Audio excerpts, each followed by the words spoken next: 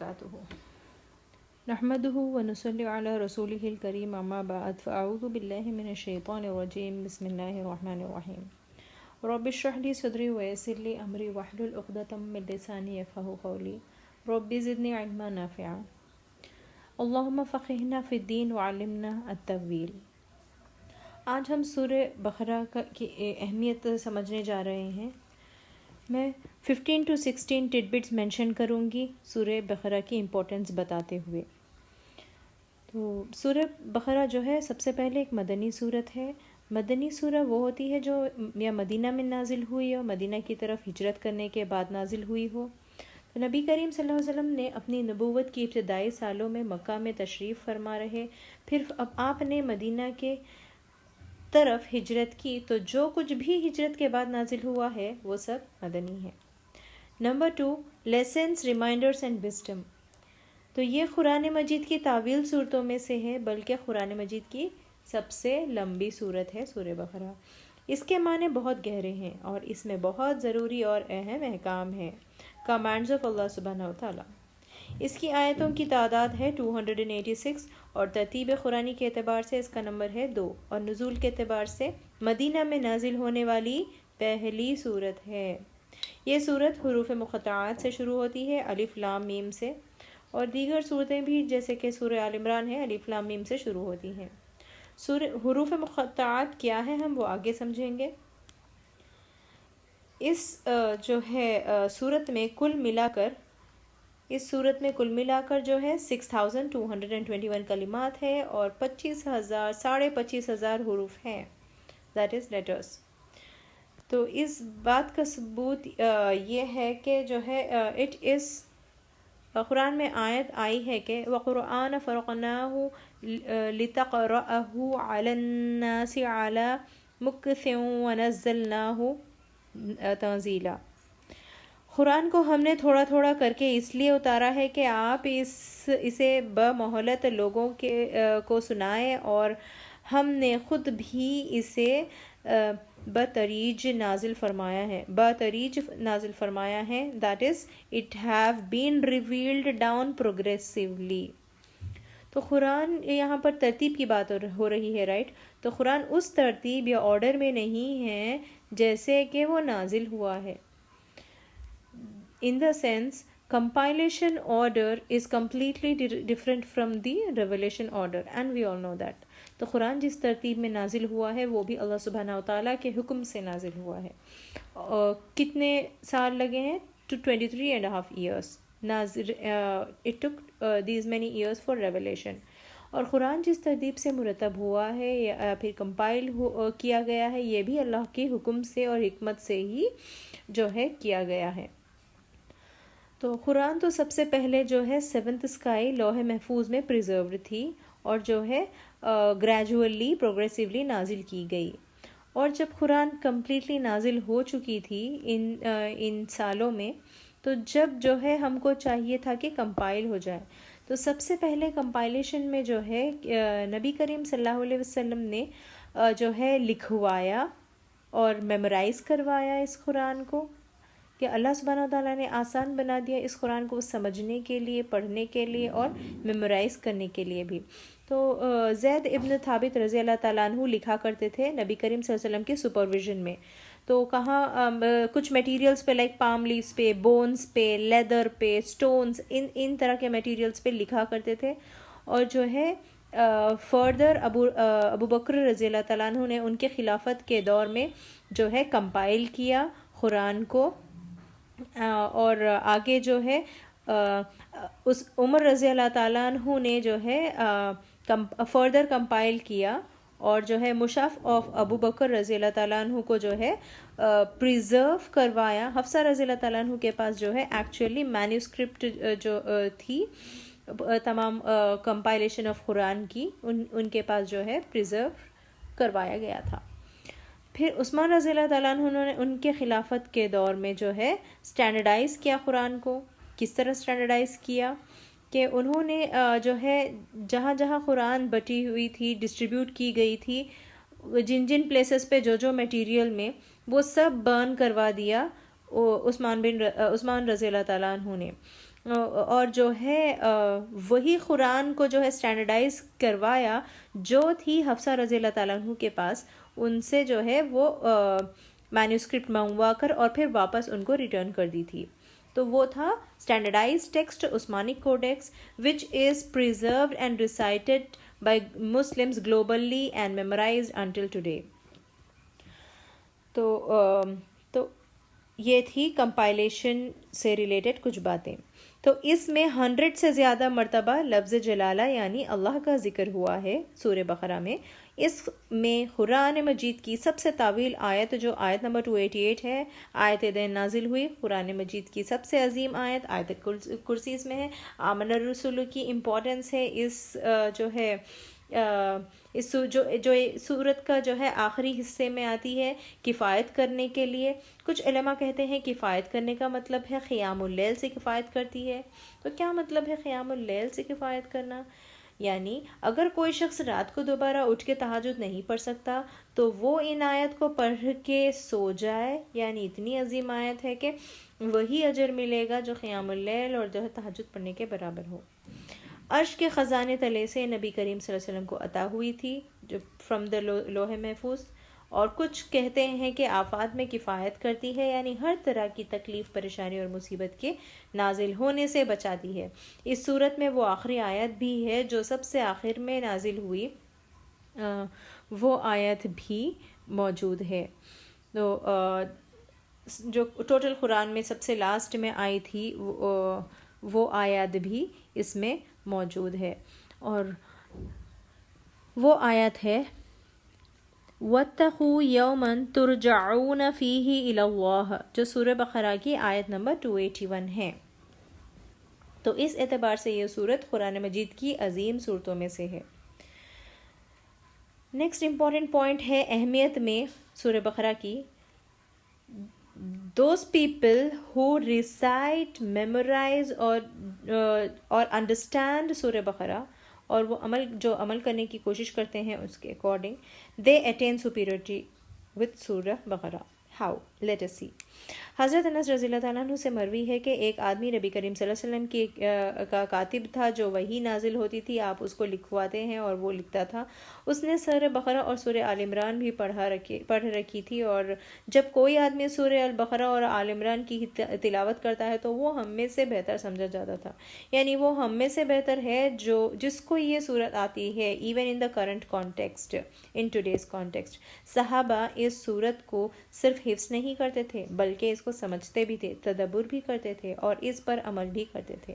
ایک مثال ہے، بہترین مثال عمر رضی اللہ تعالیٰ عنہ کی، جو یہ بھی فرماتے ہیں کہ جو شخص ان دونوں صورتوں کو رات بھر پڑھتا رہے گا اللہ تعالیٰ کے نزدیک وہ فرمانبرداروں میں شمار ہوگا. اور عمر رضی اللہ تعالیٰ عنہ کو کل ملا کر 12 سال لگے ہیں مکمل طور پر تدبر کرنے کے لیے، اور عبداللہ بن عمر رضی اللہ تعالیٰ عنہ جو ہے ان کو 8 سال لگے ہیں اس صورت کو جو ہے مکمل طور پر سمجھنے کے لیے. تو اس دور میں تو اتنی ٹیکنالوجی نہیں تھی، there was no internet, Google اور چیٹ جی پی ٹی کچھ بھی نہیں تھا اس دور میں. تو اس دور میں اس طرح جو ہے علم حاصل کیا جاتا تھا، مسلسل سالوں لگ جاتے تھے. تو آج کے دور میں تو ہم کو جو ہے کتنی آسانیاں ہو چکی ہیں. جسٹ حدیث اینڈ قرآن is just a tap away. تو ہمیں چاہیے کہ سورہ بقرہ کو پڑھیں، سمجھیں، تدبر کریں، دوسروں تک پھیلائیں، عمل کریں اس کے اکارڈنگ. تو ایک مرتبہ حضور صلی اللہ علیہ وسلم نے ایک لشکر بھیجا اور ان کے امیر انہیں بنایا جنہیں سورہ بقرہ یاد تھی. تو یہ ہے یاد کرنا، میمورائزیشن کی امپورٹنس. تو حالانکہ وہ ان سب میں چھوٹی عمر کے تھے تو انہیں جو ہے اس لشکر کے لیے as a commander of the army بھیجا گیا، حالانکہ وہ عمر میں چھوٹے تھے. نمبر 9 امپورٹنس یہ ہے کہ نبی کریم صلی اللہ علیہ وسلم نے فرمایا جو شخص قرآن کی ابتدائی 7 صورتیں حاصل کر لے وہ بہت بڑا عالم ہے، یعنی اس کو بہت بڑا اعزاز مل جاتا ہے. یہ مسند احمد کی صحیح حدیث ہے. Some scholars note that the first 7 likely refer to the longer surahs of the Quran, beginning with Al-Baqarah and including Surah Al-Anfal or Al-Tawbah, known as As-Sabat Tiwal, the 7 long surahs, which are significant for their depth in law, guidance and principles of faith. تو یہ غور کریں کہ مکی صورتوں میں جو ہے لا، گائیڈنس، پرنسپلس آف فیتھ بھی تھے، بٹ لا نہیں تھا. لا جو ہے صرف مدنی صورتوں میں آئے گا. تو اس کے پیچھے بات یہ ہے کہ مکی صورتوں میں جو ہے کیا تھا، کیا سچویشنز ہوتے تھے، تو کیا ریولیشنز آتی تھی گائیڈنس اور پرنسپلس آف فیتھ کو لے کر. لائک توحید مونوتھزم پہ بیسڈ تھی، سافٹلی اسپوکن، کائنڈنس پہ جو ہے فوکسڈ کیا اللہ سبحانہ و تعالیٰ نے، کائنڈلی کس کو جو ہے دین پر لایا جا سکے. تو وہی ہوا نا، قریش کو کائنڈلی اینڈ سافٹلی جو ہے ان کو دین پر لانے کی کوشش کی گئی ہے. نبی کریم صلی اللہ علیہ وسلم جو ہے اس دوران جو ہے کبھی جو ہے کوئی احکام نہیں آئے ان پر، کوئی لا جو ہے ان پر مسلط نہیں کیا گیا. Law and commands are there in the مدنی صورت in the real sense. تو نبی کریم صلی اللہ علیہ وسلم نے فرمایا مجھے تورات دی کی جگہ والے سبا دی گئی ہے. دیٹ از دی 7 سورت جو ہم نے ابھی ڈسکس کیا، یعنی سورہ بقرہ سے آگے، یعنی یہ تورات کے قائم مقام ہیں. دے آر مور اور لیس ایکول ٹو تورات. تورات ہم کو معلوم ہے نا کہ کتنے والیومس ہیں تورات کے، تو اتنے تمام والیومس کا جو ہے یہ ان 7 صورتوں میں جو ہے ہم کو نالج مل جائے گی. یعنی اگر کوئی اتنا بھی پڑھ لیتا ہے تو اس لیے اللہ کا نام لے کے یہ سفر شروع کیا ہے، تو اس کو جاری رکھیں. یہ بہت امپورٹنٹ صورتیں ہیں تاکہ وہ وعدے اور وہ فضیلتیں جو اس کے ساتھ بیان کی گئی ہیں ان کو ہم مکمل طور پر حاصل کر سکیں. یہ ایک صحیح حدیث تھی. اور قرآن میں آتا ہے وَلَقَدْ آتَيْنَاكَ سَبْعًا مِّنَ الْمَثَانِي وَالْقُرْآنَ الْعَظِيمِ. اس کی تفسیر میں آیا ہے کہ جو سورۃ الحجر کی آیت ہے، یقیناً ہم نے آپ کو 7 آیتیں دے رکھی ہیں کہ دہرائی جاتی ہیں، اور عظیم قرآن بھی دے رکھی ہے.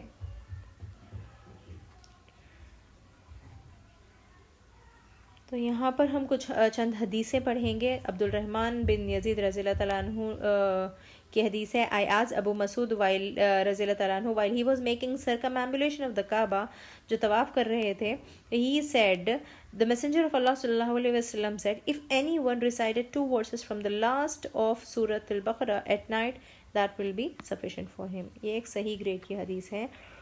اگلی حدیث ہے سنن نسائی کی.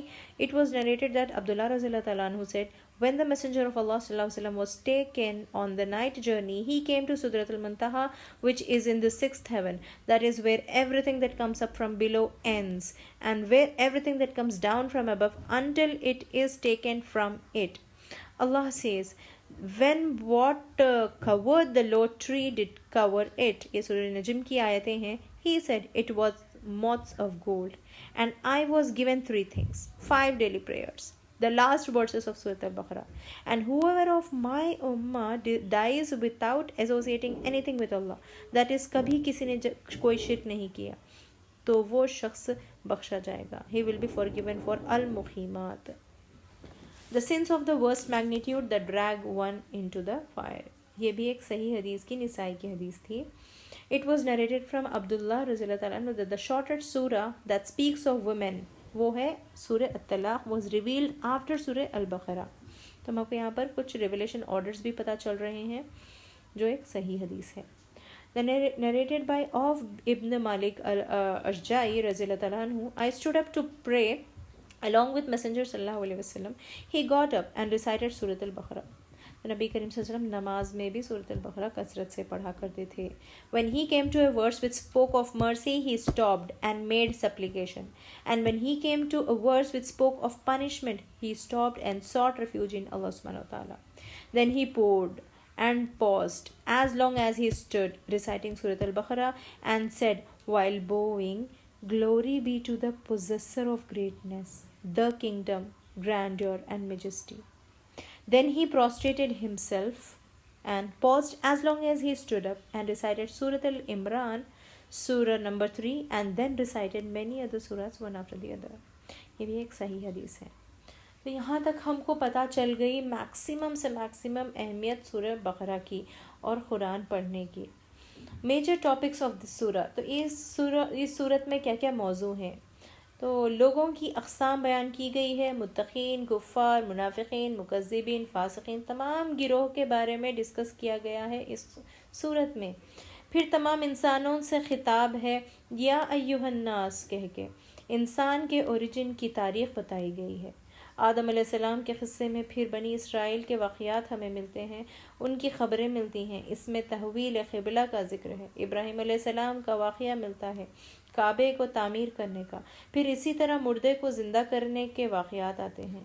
اس کے علاوہ بھی ہاروت اور ماروت کا ذکر ہے، پھر جالوت اور طالوت کا ذکر ہے۔ یہ تفصیلات ہم آگے بڑھیں گے تو جو ہے جیسے جیسے آگے بڑھیں گے ہم دیکھیں گے اور پڑھیں گے۔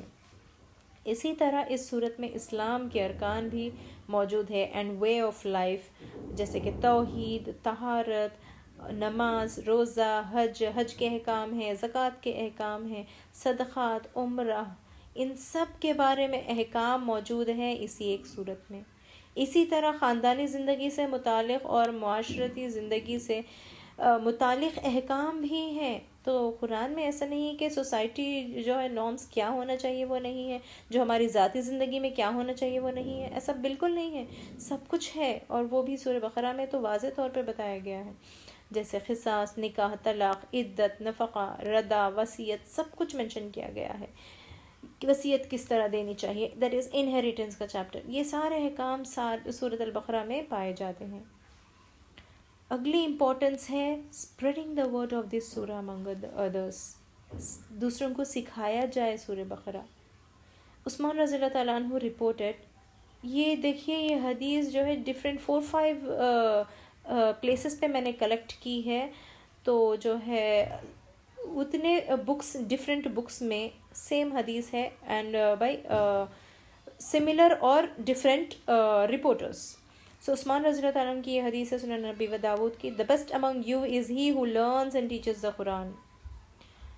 آپ گریڈ دیکھ رہے ہیں کہ صحیح ہے، and عثمان بن عفان رضی اللہ تعالیٰ عنہ said the most reported from Prophet Muhammad صلی اللہ علیہ وسلم the most superior among you are those who learn the Quran and teach it۔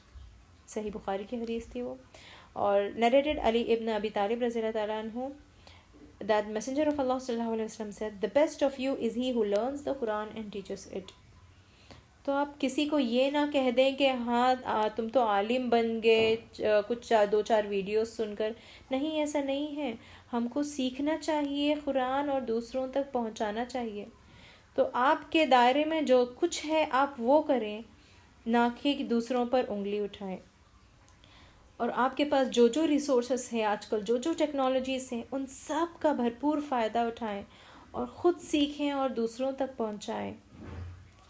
Narrated عثمان رضی اللہ تعالیٰ عنہ that the messenger of Allah صلی اللہ علیہ وسلم said the best of you are the most virtuous of you and he is he who learns the Quran and teaches it۔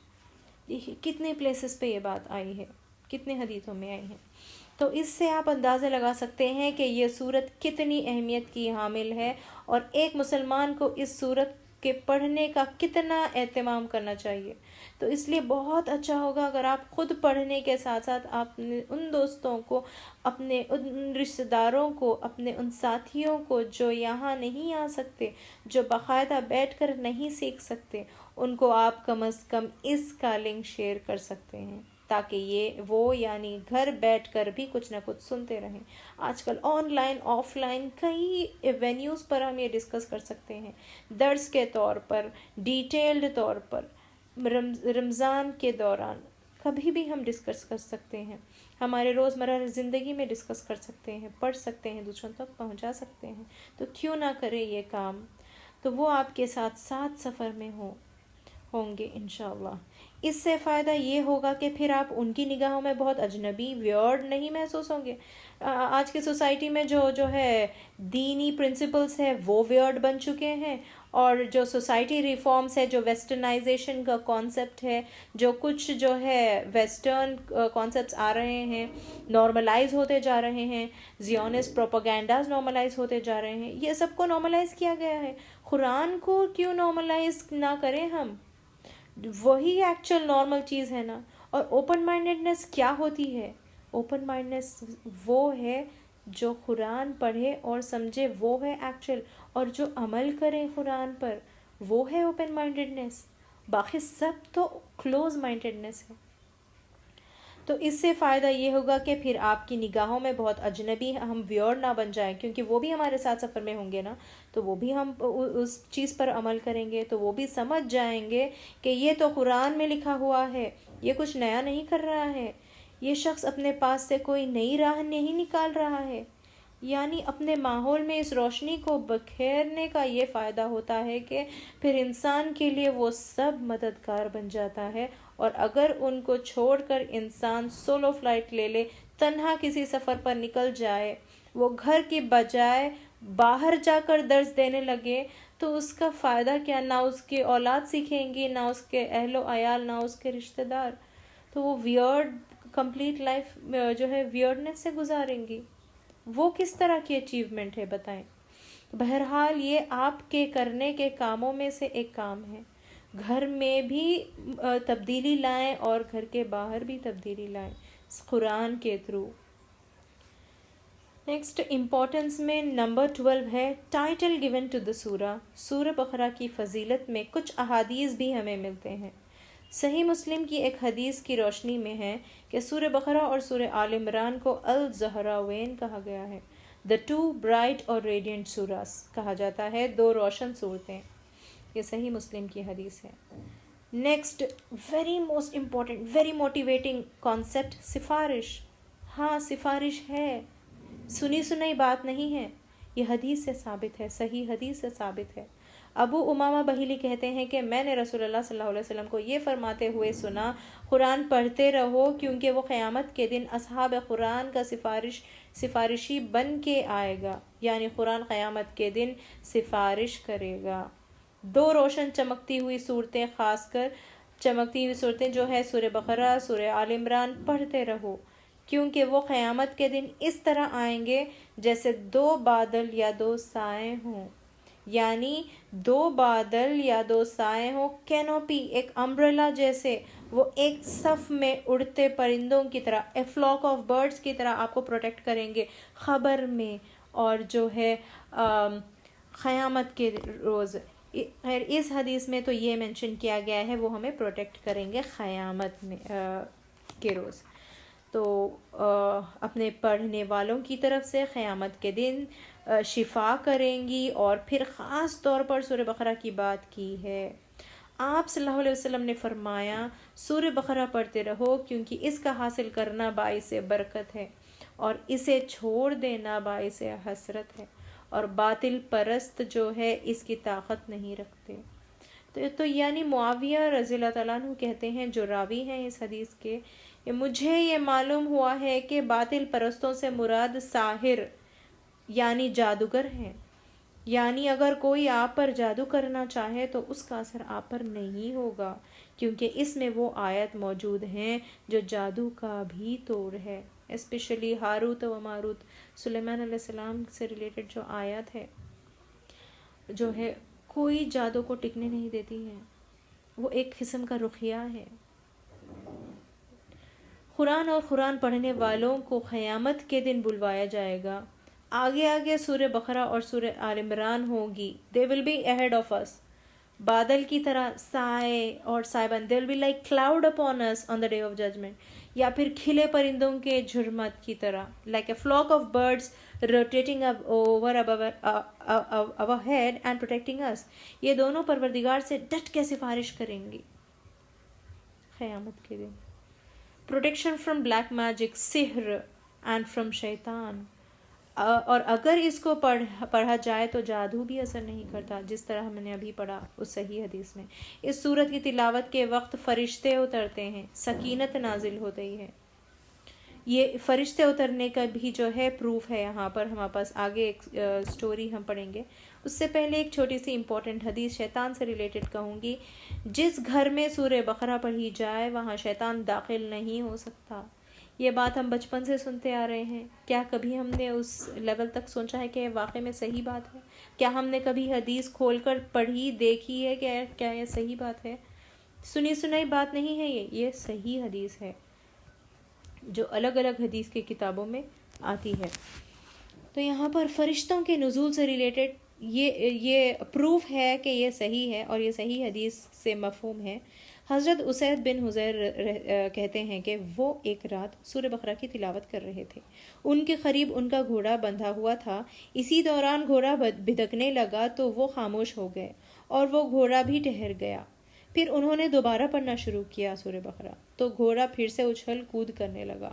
انہوں نے تلاوت بند کی تو گھوڑا ٹھہر گیا، پھر پڑھنے لگے تو گھوڑا پھر اچھلنے لگا، انسٹیبل ہونے لگا، تو وہ وہاں سے چلے گئے، ہٹ گئے اس جگہ سے، یعنی گھوڑے کے پاس نہیں پڑھے۔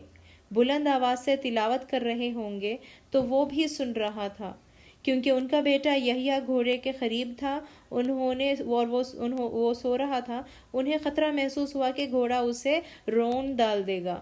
انہوں نے تلاوت بند کر دی، پھر انہوں نے آسمان کی طرف نظر اٹھائی تو کچھ دکھائی نہ دیا۔ صبح کے وقت انہوں نے یہ واقعہ جا کر نبی کریم صلی اللہ علیہ وسلم سے بیان کیا تو آپ صلی اللہ علیہ وسلم نے فرمایا، اے ابن حدیر، تم پڑھتے رہتے۔ انہوں نے عرض کیا، اللہ کے رسول صلی اللہ علیہ وسلم، مجھے ڈر لگا کہ یہ یحییٰ کو گھوڑا کچل نہ دے، کیونکہ وہ اس کے قریب ہی تھا، تو میں نے سر اٹھایا اور یحییٰ کی طرف گیا۔ پھر اس کے بعد میں نے اپنا سر آسمان کی طرف اٹھایا تو دیکھتا ہوں کہ چھتری جیسی N umbrella kind of cheese ہمیں جو ہے جس میں بہت سے چراغ روشن ہیں، جسے بڑا چینڈلیئر ٹائپ ہو، وہ جو ہے اوپر سے اوپر کی طرف جو ہے اسینڈ ہو رہا تھا۔ پھر میں دوبارہ باہر آیا تو میں اسے دیکھ نہ سکا، پھر دوبارہ نظر نہیں آیا وہ منظر۔ آپ صلی اللہ علیہ وسلم نے پوچھا، تم جانتے ہو وہ کیا ہے؟ انہوں نے کہا، نہیں۔ آپ صلی اللہ علیہ وسلم نے فرمایا، وہ فرشتے تھے جو تمہاری آواز سننے کے لیے قریب آ رہے تھے، نیچے اتر رہے تھے۔ They were descending۔ اگر تم رات بھر پڑھتے رہتے تو صبح تک دوسرے لوگ بھی انہیں دیکھتے اور وہ ان سے چھپ نہ سکتے۔ بہرحال ایمان بالغیب ہے ہمارا، تو وہ سبب نہیں بنا کہ لوگ بھی دیکھ سکیں۔ یہ صحیح بخاری کی حدیث ہے۔ تو اس سے یہ پتہ چلتا ہے کہ یہ سورت بہت اہمیت کی حامل ہے، اس لیے اسے پوری توجہ کے ساتھ پڑھنے کی ضرورت ہے۔